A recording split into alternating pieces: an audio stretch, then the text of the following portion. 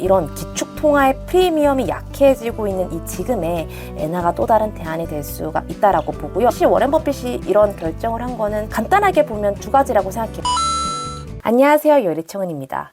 여러분, 일본의 도쿄 신축 분양가 가격이 8,100만엔, 우리나라 돈으로 7억 3천만 원인데요. 일본의 최고 버블가 1990년대에 거의 6천만엔을 훨씬 웃도는 가격이었습니다. 원래 일본에서는 우리나라랑 달리 집을 처럼 봤어요. 시간이 지나면 사는 순간 집값은 떨어진다. 감가상각을 때리는 그런 실물 자산이었는데 지금은 이제 중고 맨션까지 25개월째 상승이라고 합니다. 물론 일부 도쿄나 우리나라로 치면 거의 마용성, 강남 3구 그렇게 된 곳이 심화가 되고 안 그런 곳도 있긴 하지만 좀 이례적인 현상이라는 거죠. 일본도 본격적인 인플레이션 현상이 일어나고 있다라고 보시면 될 것 같습니다. 자, 그런데 이 시점에서 주목해봐야 할 통화가 있는데요. 바로 엔화입니다. 지금부터 왜 엔화에 집중을 해야 되는지 한번 말씀을 드릴게요. 일본은 별명이 많았잖아요. 10년간 잠들어 있는 나라, 20년간 잠들어 있는 나라, 거의 30년 동안 잠들어 있는 나라였는데 드디어 조금씩 깨어나기 시작을 했습니다. 즉 인플레이션의 조짐을 보이기 시작을 했는데요. 부동산 가격이 올라가고 임금이 올라가고 소비가 오르는 추세를 보였습니다. 그래서 7년 만에 금리 인상을 조금이긴 하지만 그래도 금리 인상을 단행하기로 했고 상호 관세로 인해 지금은 동결했지만 이런 리스크가 사라지면 5월 달에 다시금 금리 인상을 좀 추진할 계획이라고 합니다. 그래서 일본 은행도 저금리 마이너스 금리보다는 좀 정상화 기조로 바꾸려는 그런 모습을 보이고 있다는 거죠. 일본의 집값이 올라갔다 이 말을 뜻하는 게 아니라 일본 통화 가치나 통화 정책의 변화에 따라서 엔화의 가치가 조금 더 높아질 수 있는 그런 위치에 서 있다라고 보면 될 것 같습니다. 자, 그러면 이 엔화도 엔화는 이제 안전자산으로 많이 분류가 됐었잖아요. 하지만 지금처럼 이렇게 경제가 좀 불확실해지고 상호 관세로 인해서 어떻게 될지도 모르고 GDP가 떨어질지 모른다는 이런 관점에서 일본의 자체를 봤을 때 일본은 지금 세계 대외 순자산 1위 국가입니다. 대외 순자산이라는 거는 일본 사람들이 해외에 투자한 순수한 자산을 뜻합니다. 즉 일본 돈을 가지고 외국에 투자를 많이 했다라는 거죠.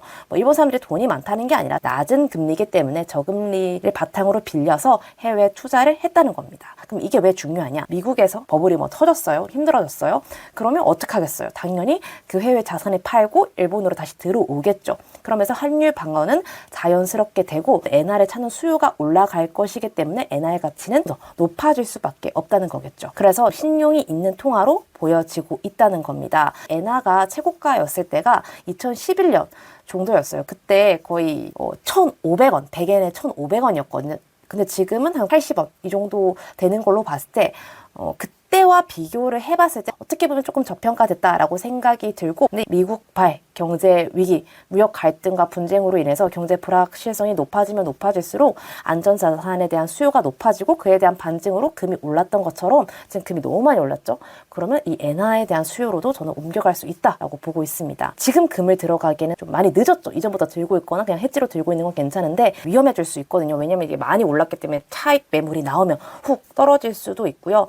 그리고 저는 화폐 자체가 사라진다라고는 생각하지 않아요. 우리가 인플레이션이 생기는 이유가 화폐 발행이 점점 많아지기 때문에 상대적으로 화폐 가치가 낮아져서 인플레이션이 자연적으로 생기는 현상이잖아요. 그렇다 보니까 그럼 화폐가 어디로 가냐? 저는 낮은 곳에서 높은 곳으로 간다라고 생각을 합니다. 금리가 낮은 곳에서 높은 곳으로 가는 것처럼 이자 약간 수익이 작게 줄 곳에서 좀 높게 주는 곳으로 옮겨간다라고 보는 거죠. 그래서 지금 주식시장이나 비트코인 시장이 위험할 것 같으니까 어디로 갔어요?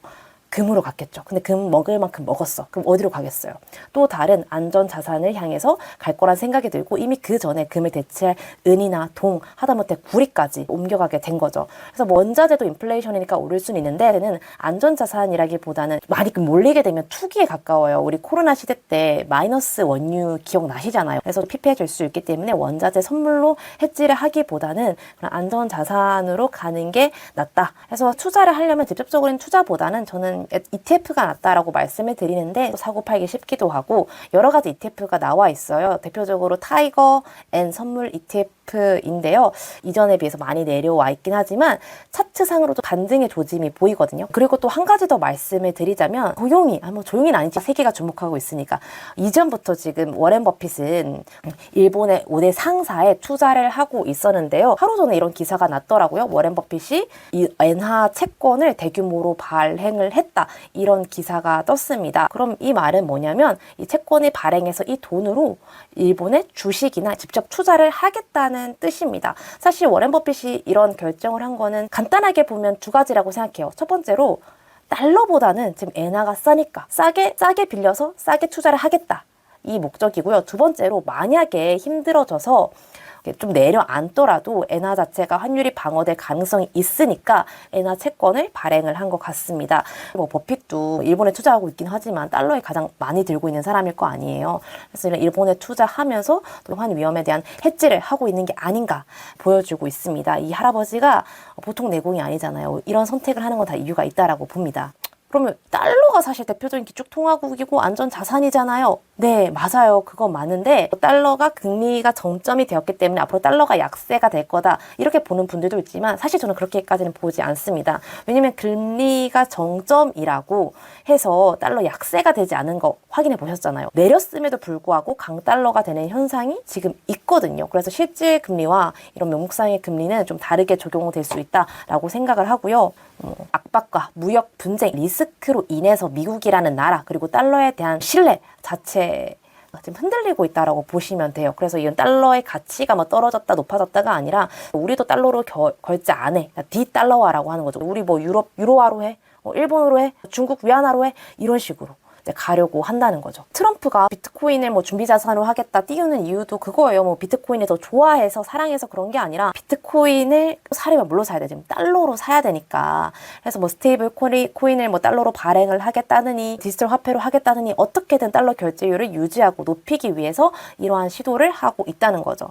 자, 달러가 뭐 약세가 된다기보단 불안정하기 때문에 오히려 그 반대로 엔화가 주목을 받을 수 있다. 이런 기축통화의 프리미엄이 약해지고 있는 이 지금에 엔화가 또 다른 대안이 될 수가 있다라고 보고요. 늘 말씀드리듯이 이런 뭐 안전자산이나 달러나 뭐 엔화 이런 선물들은 엄청난 차익을 바라고 하는 게 아니에요. 그냥 내가 이런 위기에 대비했을 때 해지용으로 하시는 거기 때문에 항상 해지용은 내가 가지고 있는 여유 자산 내에서 10% 내외로 구성하는 것을 추천을 드리고 만약에 연금저축펀드를 하고 계시는 분들은 10%나 15 내외로 한번 꾸려보시면 정말 많이 내려갔잖아요. 오늘도 보니까 블랙 검은 목요일이 지금 예상이 되더구만요.